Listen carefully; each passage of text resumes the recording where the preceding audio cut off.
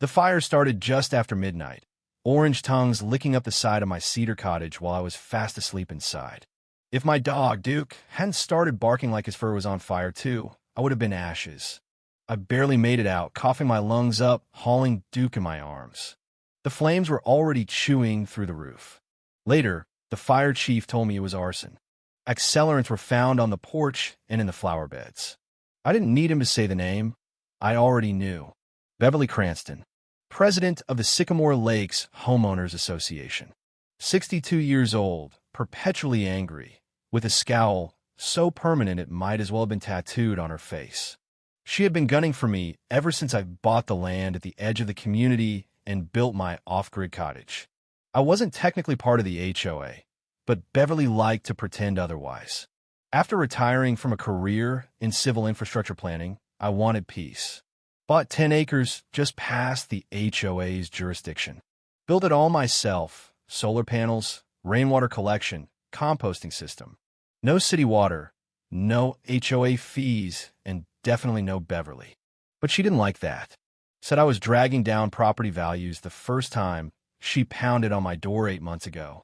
"This shack is a blight," she snapped. I told her, first politely, then not, to get off my land. She came back with threats, fines, trespassing complaints, even claims that my compost bin was a biohazard. What she didn't know was that every home in Sycamore Lakes relied on a water main that ran straight through my property. An old oversight from when the land was all ranch land. When I bought it, the easement had expired. Legally, I own the main. I let the water flow because I wasn't a monster. Until now. After the fire, I stood staring at the charred ruins. The smell of smoke soaked every breath. Duke sat beside me, ears flat, tail still. 2 fire trucks down the road. Red lights spinning. Half the HOA gawking from their golf carts. Beverly stood front and center, pearl earrings, pink tracksuit, arms crossed like she was posing for a mugshot. "You can't prove it was me," she said, not even pretending to be innocent. "I didn't say it was," I replied, my voice calm. Too calm. "You going to rebuild that eyesore again?" she sneered. "No," I said. "I've got other plans." The next morning, I called my lawyer. Then I called the county water board. By nightfall, Sycamore Lakes had no water, no pressure, no flusintoids, no sprinklers, no showers. Beverly was at my gate before dawn. "Open this gate right now, Malcolm." I stood behind my reinforced fence, arms folded. "You turned off the water." "Did I? Huh.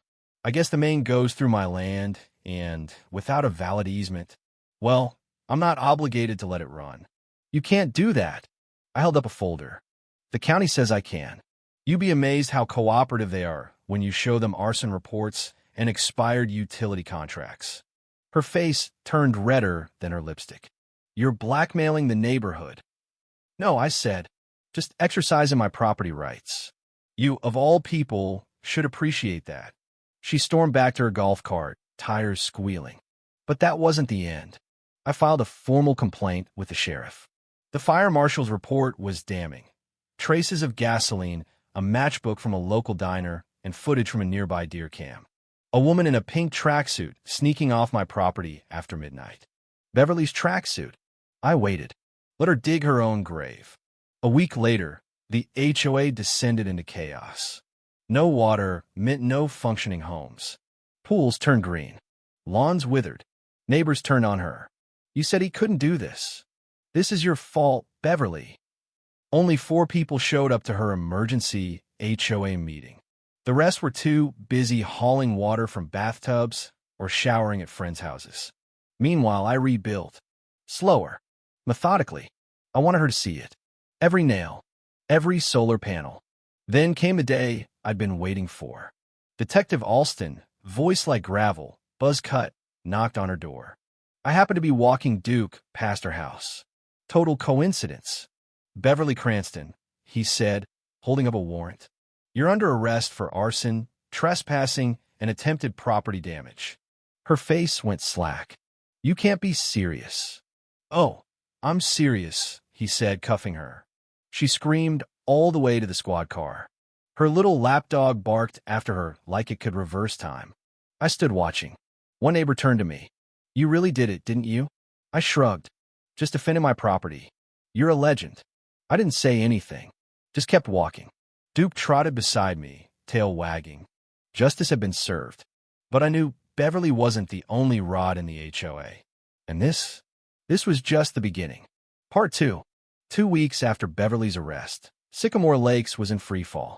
Without water and without leadership, the facade cracked.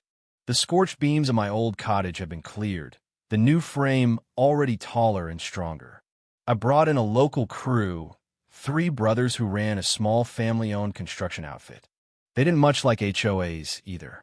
They worked with purpose, even helped me install a lightning detection system, just in case someone else got ideas. I thought things might cool down.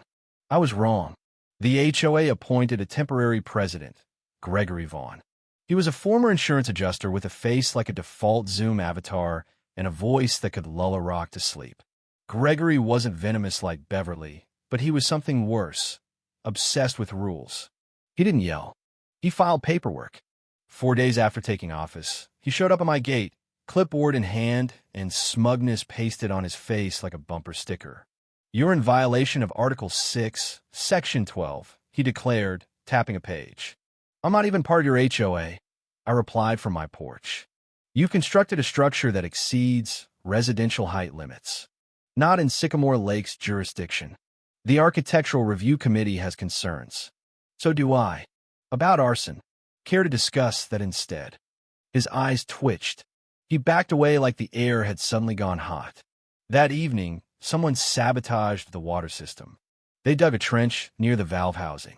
Didn't reach the main. It was reinforced, but they left behind a crowbar and a smoldering cigarette. I didn't call the sheriff.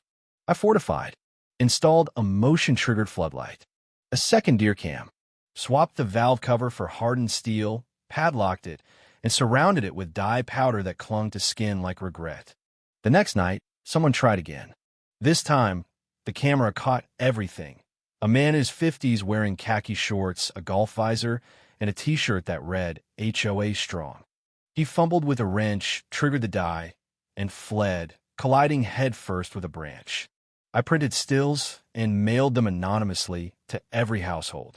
By morning, my mailbox was stuffed with apology notes. Not from a board, of course, but residents. One woman even left a pie on my porch. But the board doubled down. Gregory called for an emergency vote to annex my property into the HOA. I wasn't invited. The county clerk was.